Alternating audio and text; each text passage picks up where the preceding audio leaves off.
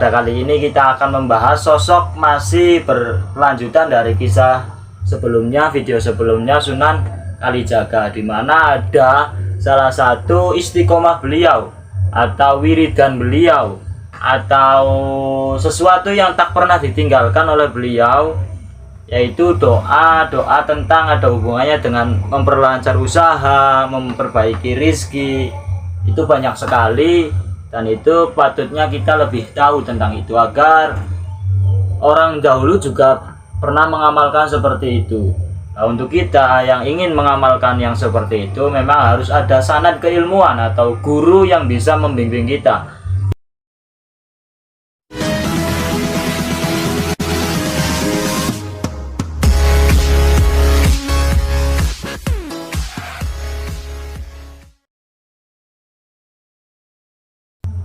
Ya, kembali lagi bersama saya akan kembali membahas sosok ulama atau orang-orang yang hebat di kalangan dunia. Yang lebih merucut, pada kali ini kita akan membahas sosok masih berlanjutan dari kisah sebelumnya, video sebelumnya, Sunan Kalijaga, di mana ada salah satu istiqomah beliau atau wiridan beliau atau sesuatu yang tak pernah ditinggalkan oleh beliau, yaitu doa tentang ada hubungannya dengan memperlancar usaha, memperbaiki rizki. Itu banyak sekali, dan itu patutnya kita lebih tahu tentang itu agar orang dahulu juga pernah mengamalkan seperti itu. Nah, untuk kita yang ingin mengamalkan yang seperti itu, memang harus ada sanad keilmuan atau guru yang bisa membimbing kita. Kita tidak boleh mengamalkan sesuatu tanpa adanya guru. Dan ini pastinya di setiap kalangan desa, kalangan suatu tempat, itu pasti mempunyai sesuatu orang, segelintir atau sekelompok orang yang bisa membimbing kita dalam hal spiritual. Pastinya kiai-kiai kampung itu ada yang mempunyai seperti itu. Tinggal bagaimana kita bisa mempercayai lebih kuat lagi tentang itu. Nah, ini kita ditemani dengan legendaris kita dari negeri Batu, Raden Yayan Nur Hidayat. Ini pakar sejarah dari Pondok Pesantren Iklim Al-Islahiyah. Nah, beliau ini akan menemani saya bercerita tentang sosok Sunan Kalijaga. Nah, amalan Sunan Kalijaga untuk kekayaan yang praktis, ini praktis bahasanya, tapi tetap ampuh. Sebagai salah satu dakwah wali dari pasukan dakwah Wali Songo, jadi Sunan Kalijaga kan memang termasuk dari 9 wali ya Bang. Iya. Dari 9 wali ini termasuk Sunan Kalijaga. Sunan Kalijaga cukup masyhur dengan amalan-amalan laku batiniah. Nah, ini kan memang Sunan Kalijaga dari 9 wali ini terkenal dengan kesaktiannya. Yang Anda ketahui tentang Sunan Kalijaga itu apa, Mas Yayan? Beliau itu kan nama aslinya Raden Said. Ya. Kalau seingat saya, Raden Said ini putra dari Adipati mana ya? Ini dia Wilatikta. Yaitu Tumenggung Wilatikta, Ya. Adipati Tuban. Ya. Nah, yang memerintah pada masa akhir Majapahit.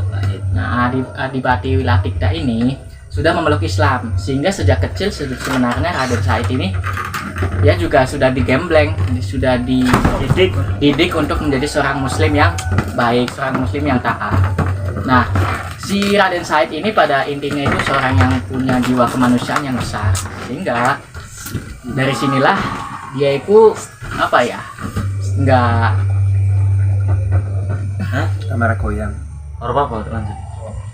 nggak tega ketika terjadi banyak penderitaan di kalangan rakyat jelata.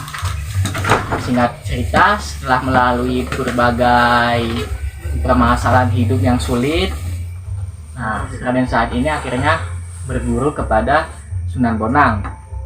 Nah, Sunan Bonang ini kan salah satu anggota Wali Songo yang cukup terkenal. Panglimanya lah ya. Iya, dan dari sinilah setelah berguru kepada Sunan Bonang dan melakukan laku spiritual yang luar biasa, akhirnya Sunan Kalijaga ini akhirnya bisa diangkat menjadi salah satu 9 wali anggota Wali Songo. Ya mungkin itu singkatnya ya Bang. Iya. Singkatnya, padahal lebih banyak lagi yang belum kita ketahui tentang sosok beliau, Sunan Kalijaga.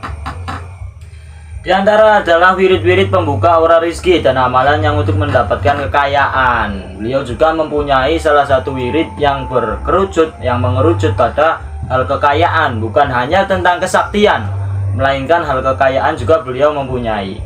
Dan dengan mengamalkan amalan Sunan Kalijaga ini, Anda dapat mempercepat datangnya rizki dan kekayaan. Tentu saja itu semua terjadi dengan rasional, melalui usaha secara lahir dan doa secara batin. Mengimbangi usaha lahir bekerja dengan usaha batin, amalan Sunan Kalijaga ini membuat rizki Anda datang lebih cepat dan tepat waktu. Berikut ini adalah tata cara mengamalkan amalan Sunan Kalijaga untuk kekayaan. Jadi memang dalam hal sesuatu apapun ya Bung, memang adanya usaha dan doa ya. Memang di dalam usaha ada juga doanya.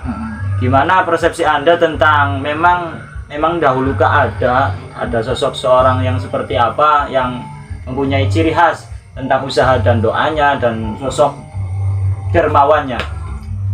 Oke. Jadi kan kalau kita mau sukses, ada dua unsur yang harus kita perhatikan. Nah, dua unsur ini harus selaras, harus kita jalankan secara konsisten, secara berskala, secara terus-menerus sampai kesuksesan yang kita inginkan itu benar-benar tercapai. Dua unsur itu adalah doa dan usaha. Nah, sebagai manusia kita itu harus percaya kepada Tuhan. Jadi kalau kita hanya berusaha dan mengesampingkan peran Tuhan di kehidupan kita, ya pada akhirnya kehidupan kita itu kurang diberkahi. Mengapa? Walau sekeras apapun usaha kita, pada akhirnya Tuhan sendiri yang menentukan. Nah, sekali. Untuk itu akan sangat baik jika kita memohon pertolongan dan bimbingannya dan memohon agar dia rela membantu kita dan meridhoi kita, mengizinkan kita untuk mewujudkan apa yang kita inginkan. La haula wala quwata illa billah.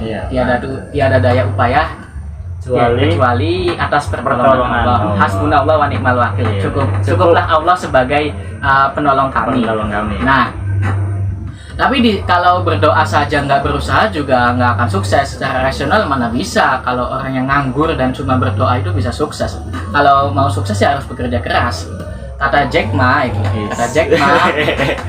kalau kamu pengen sukses ya kamu harus bekerja untuk tujuan kamu, untuk kesuksesan kamu secara konsisten di siang maupun malam. Nah, jadi dulu ada salah satu tokoh sahabat Nabi yang cukup terkenal dan beliau ini merupakan seorang pengusaha yang sangat sukses. Namanya adalah Abdurrahman bin Auf. Abdurrahman bin Auf ini berasal dari keluarga Bani Syukrah. Bani Syukrah sendiri merupakan keluarga Quraisy yang cukup terhormat, di mana Aminah binti Wahab Az-Zuhriyah, ibunda Nabi Muhammad sendiri juga menjadi anggota atau menjadi bagian dari keluarga Bani Syukrah. Sehingga kalau dilihat dari silsilah keturunannya, Abdurrahman bin Auf atau yang biasa dipanggil Ibnu Auf ini juga masih termasuk kaum kerabat Nabi dari pihak ibunya. Nah, Ibnu Auf ini sejak muda sudah menekuni dunia bisnis dan hal itu merupakan suatu hal yang wajar bagi penduduk Mekah karena kebanyakan orang di Mekah ya mengandalkan bisnis untuk menunjang penghidupan ekonomi mereka. Mengapa? Karena di Mekah itu kan tanahnya tandus, mustahil ditumbuhi tumbuhan. Berbeda di Madinah, kalau penduduk Madinah itu sebagian ada yang jadi petani kurma. Nah, kalau di Mekah, kalau nggak jadi pengusaha ya menjadi karyawan. Dan kalau nggak jadi kalau nggak jadi karyawan ya jadi buru-buru kasar lah, yang budak lah, kasarnya lagi perbudakan masih merajalela. Nah, jadi Ibnu Auf yang sudah berpengalaman di dunia bisnis ini juga kembali merintis bisnisnya ketika sudah hijrah di Madinah, dan berkat ketekunannya dia pun bisa sukses kembali setelah sempat terpuruk karena dia meninggalkan semua hartanya pada sebelum hijrah itu. Nah,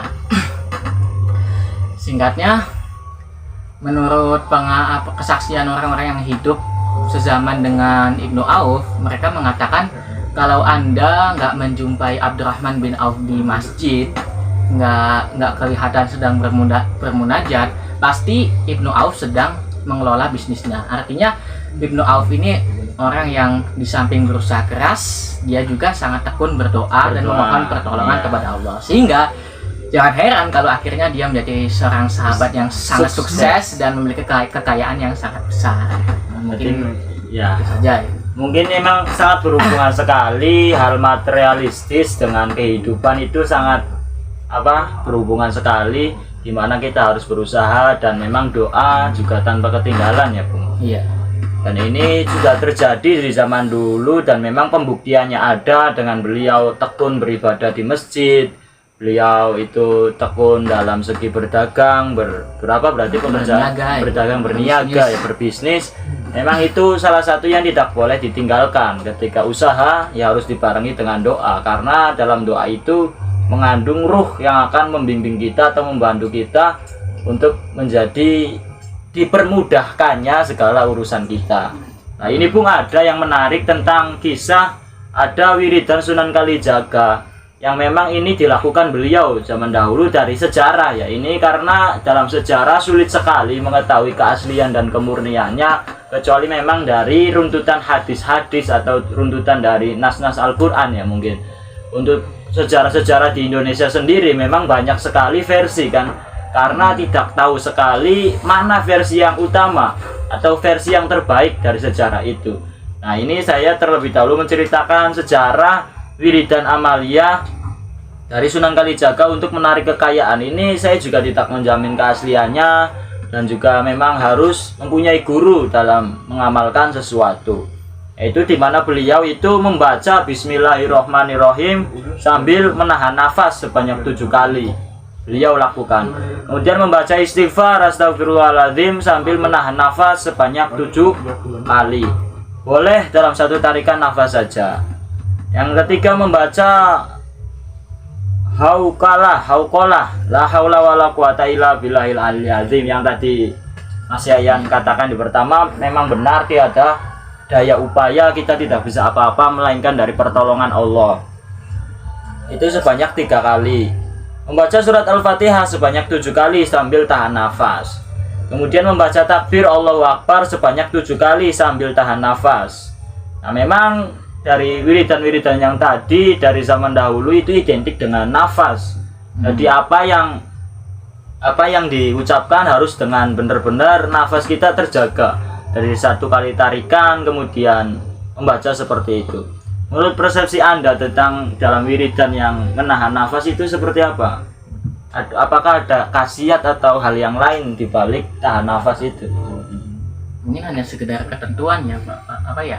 Suatu amalan kan pasti ada ketentuannya, dan mengatur nafas itu juga menjadi salah satu ketentuan dalam suatu amalan yang kita jalankan.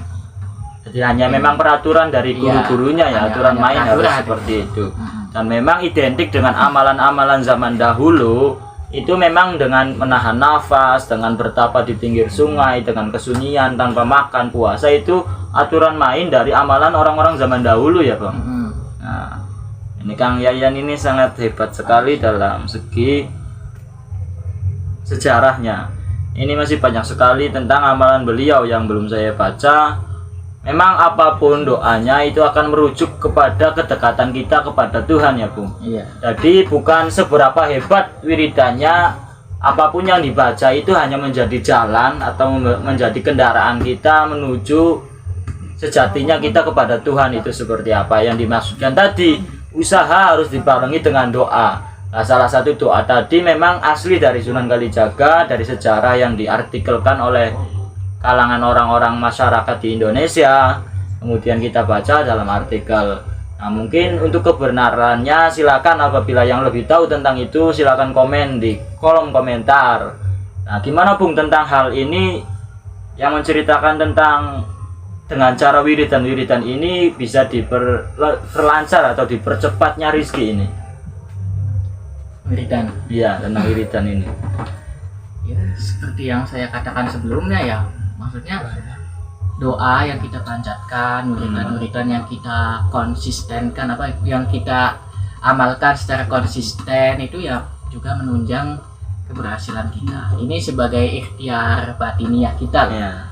demi mencapai apa yang kita inginkan. Jadi apa ya, suatu kejadian kan, suatu hal terjadi itu berkat dua kehendak yang selaras, kehendak kita dan kehendak Tuhan. Tuhan.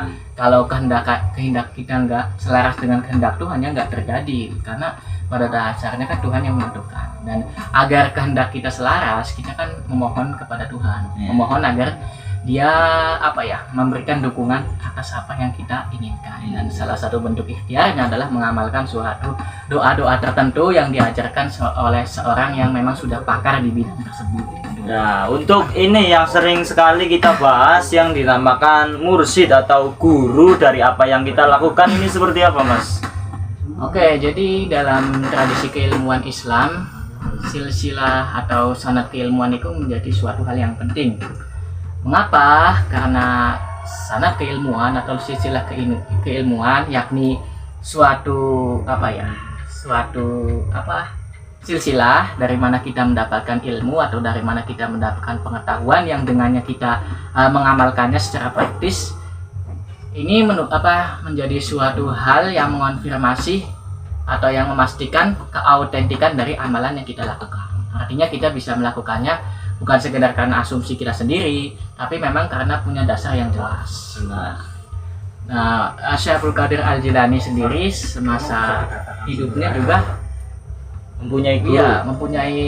Iya, menghabiskan masa mudanya untuk belajar ke berbagai guru di bidang-bidangnya masing-masing. Di bidang tasawuf sendiri beliau memperoleh sanad atau memperoleh keilmuan dari Syekh Ahmad bin Muslim Ad-Dabasi yang waktu masa hidupnya juga dikenal sebagai wali gitu. Nah, Syekh gurunya berarti gurunya Syekh Abdul Qadir tentang tasawuf apa tadi, Mas? Syekh Ahmad bin Muslim Syekh Ad-Dabasi. Iya. Muslim Ad-Dabasi itu sosok ulama di kalangan di zaman Syekh Abdul Qadir yang mendidik, mengkarakterkan bahwa Syekh Abdul Qadir tentang beliau dan juga Tuhannya ya, Bang. Iya. Terus gimana kelanjutannya, Bang? Ya gitulah intinya sih di saat kita mau sukses ya, di samping kita berusaha keras seoptimal mungkin, sebaik mungkin, semaksimal mungkin, ya kita juga harus maksimal dalam berdoa, maksimal dalam memohon pertolongan kepada Tuhan, yang dengan pertolongannya itulah kita bisa mencapai apa yang kita inginkan. Dan dalam soal mengamalkan suatu hal, mengamalkan wiridan atau mengamalkan suatu amalan, kita harus tahu dari mana kita mendapatkan amalan tersebut, dari siapa kita mengamalkannya. Dan orang yang memberikan kita amalan itu juga juga punya guru yang jelas. Dan inilah yang dinamakan silsilah keilmuan, yang silsilah keilmuan ini dipertahankan demi menjaga keautentikan dari amalan tersebut dan meminimalisir kekeliruan yang mungkin terjadi gitu. Ya, mungkin itu ya yang bisa kali ini kita panjatkan, kita ceritakan ya. Ini lebih identik dengan ceritakan yang kita sendiri yang tahu. Apabila dari kita ada salah ucapan atau salah pemahaman, silakan sampean yang mendengar atau melihat video ini bisa komentar saja di kolom komentar. Apabila ada kekeliruan atau salah dalam pemahaman kita juga masih belajar ya, Mas. Iya. Apabila ada kekeliruan apapun tentang itu, ini murni memang dari kita, pengetahuan kita masih sedikit tentang hal itu. Kita hanya belajar mengabadikan apa yang kita ketahui dan menambah wawasan lagi tentang sosok ulama yang hebat, orang-orang yang hebat di dunia ini, terkhusus di bumi kita tersendiri, di tanah Jawa ini. Sekian dari saya, kurang lebihnya mohon maaf. Wassalamualaikum warahmatullahi wabarakatuh. Asik. Anak kotak-kotak napon.